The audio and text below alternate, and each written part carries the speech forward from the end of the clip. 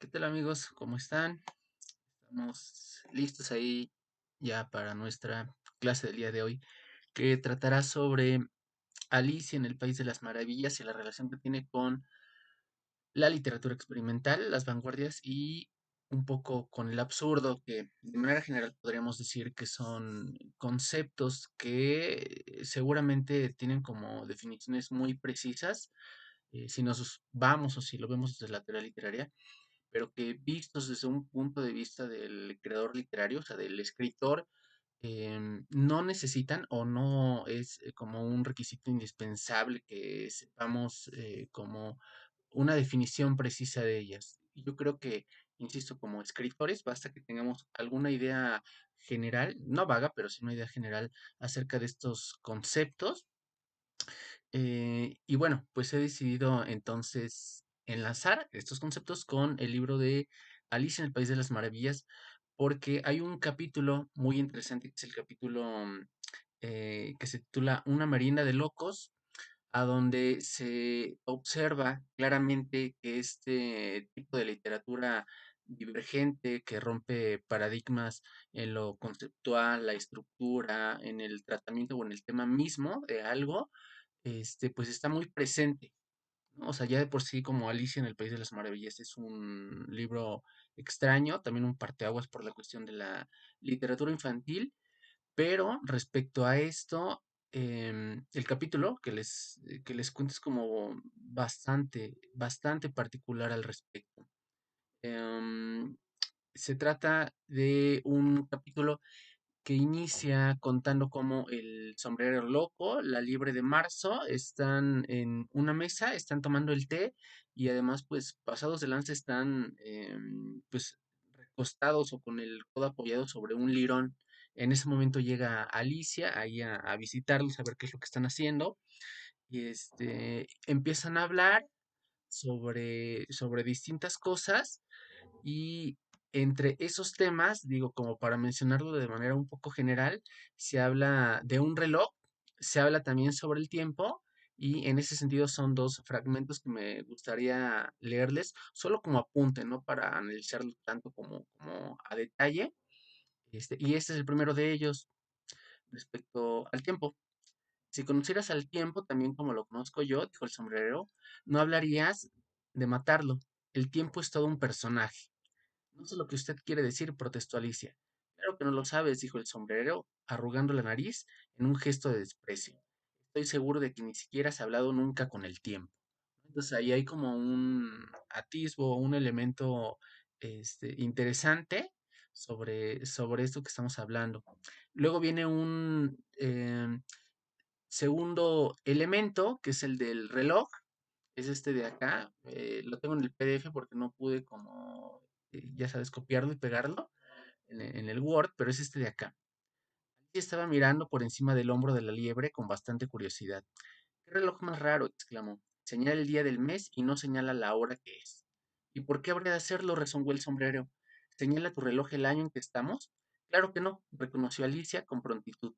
Pero esto es porque está tanto tiempo pero esto es porque está tanto tiempo dentro del mismo año, ¿no? Entonces, bueno, ahí están la cuestión del reloj, la cuestión del tiempo, que un poquito más adelante dentro del diálogo se van a unir o ya se va a decir el por qué se estaban abordando en en esta parte del diálogo que también me gustaría leerles, compartirles, que insisto, está ahí todo el capítulo completo, ¿no? Que ya en general es como bastante absurdo, y ahorita también les cuento en qué termina. Pero aquí está pues tercer fragmento. Ahora son siempre las 6 de la tarde. Alicia comprendió de repente todo lo que allí ocurría. ¿Es esa la razón de que haya tantos servicios de té encima de la mesa? Preguntó.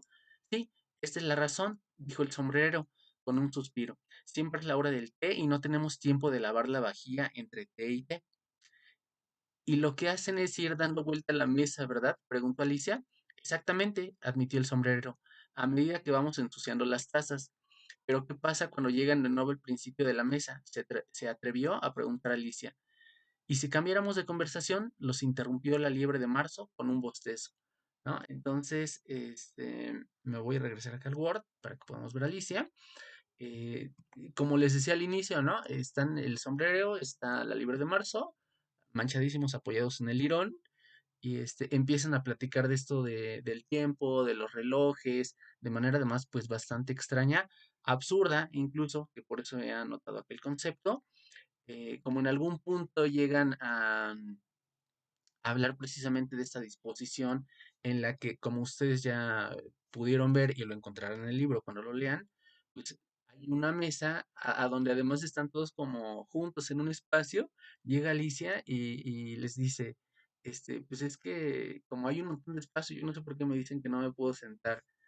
Em, Después de esto, ha llegado el momento déjenme regresarme, se me estaba yendo la onda, cuando empiezan a hablar de que cuando se termina una taza pasan a la otra y a la otra y a la otra y así hasta que se ocupan todas porque no les da tiempo de lavar. Pues esta cuestión se interrumpe de repente cuando precisamente ella pregunta qué pasa, y si cambiáramos de conversación los interrumpió la Lebre de Marzo, o sea, como dándole el avión a Alicia, ¿no? Así como haciéndose el desentendido.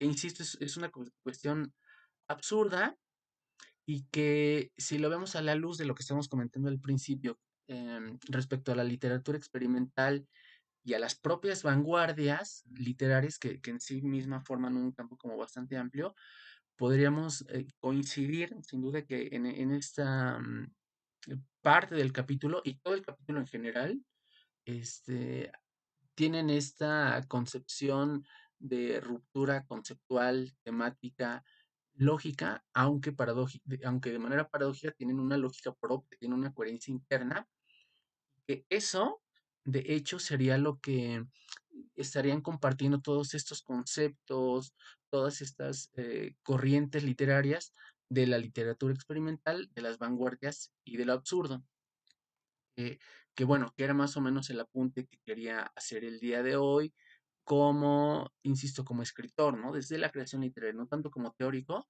porque ahora bien, si estás como haciendo tu tesis o algún artículo y estás como entrando o metido en estos temas, pues sí convendría más bien que lo revisaras desde la propia teoría, ¿no? O sea, desde lo que ya está establecido, ¿no? No de que inventaras algo o postularas una teoría como particular, como lo estamos haciendo en este momento de manera como muy, muy libre, ¿no? Bueno, simplemente también para que no se vaya a quedar ahí volando, esta cuestión de las vanguardias, si a alguien le interesa, bueno, pues como hay un montón, vienen de Europa, aquí en México también hubo algunas, pero digamos como entre las más conocidas, o quizá la más conocida, pues es el surrealismo, que está marcada aquí. Hay una que a mí particularmente me interesa mucho, que es el futurismo, a donde se habla como de esta cuestión de las máquinas, y el estridentismo, que pues estuvo más bien aquí como en México. De repente uno no entiende como bien de qué se tratan todas estas cosas, más que rompen, ¿no? Con ciertas lógicas, pero eso en sí mismo es como bastante llamativo, ¿no? En una cuestión psicológica podremos hablar de que estas corrientes literarias manejan un concepto que Jung denominaba lo luminoso, que es esta cuestión como mística, que roza con lo esotérico, con lo deslumbrante psíquicamente. Am, en fin, hablando entonces de México, tenemos a otro autor que también lo podremos como englobar o clasificar dentro de estas corrientes divergentes de vanguardistas, experimentales o absurdas, que es Efrén Hernández. Bueno, yo solo he leído este libro de acá, déjenme ponerlo, no sé qué tanto será, pero se titula Tachas y otros cuentos, y pues tiene una serie de relatos, tres o cuatro, muy particulares en los que en el primero de ellos se nota una especie de dispersión en la narrativa, o sea, no es una narrativa lineal, y a mí eso me llamó la atención. Después vienen como el segundo, el tercer cuento, y precisamente en el cuarto no sé si lo hicieron como de manera intencional en la selección, pero ya en este cuarto cuento, en el último, incluso dentro de la misma narración, el autor maneja o habla en algún momento algo así como, pues es que Mi narrativa es como dispersa, como rara, como va de aquí para allá, no cierra, una cosa así de este tipo, y ustedes ya lo podrán encontrar de manera más precisa. Cuando lo lean, porque ahorita es como la práctica en general, pues insisto, para, para escritores, ¿no? Para generar ideas creativas o hablar alrededor de ellas. En fin, para ir cerrando, bueno, porque es importante identificar estos aspectos o conceptos, porque así podemos integrarlos a nuestros escritos o bien explorarlos, detallarlos, escribir desde ellos, alrededor de ellos, etcétera. Insisto, pero siempre desde una perspectiva de creación literaria, porque es una cosa que a mí particularmente me interesa. Es una cuestión interesante porque la teoría y la crítica literaria, que es, digamos, como que son posturas oficiales de que glosan, que explican, que comentan la literatura, son una cosa, pero a veces los propios escritores generan su propia teoría literaria. Sí, a partir, claro, de lo que hay, a veces, o a veces ellos mismos van postulando conceptos o generando teoría a partir de lo que ellos mismos escriben. Digo, como muy rápidamente, fíjate, esto ya no lo tenía planeado, pero pues está, por ejemplo, el Zen en el arte de escribir, por ahí Edgar Allan Poe, ¿no? También tiene como un libro al respecto, ¿no? Y así hay un montón de escritores que tienen, por ejemplo, decálogos, teorías sobre el cuento. Ahorita recordé a Tolkien, que tiene un escrito sobre el cuento de hadas, ¿no? Que insisto, a veces estarán ahí cercanos con la teoría como oficial, con la teoría literaria y la crítica, pero no siempre o no necesariamente.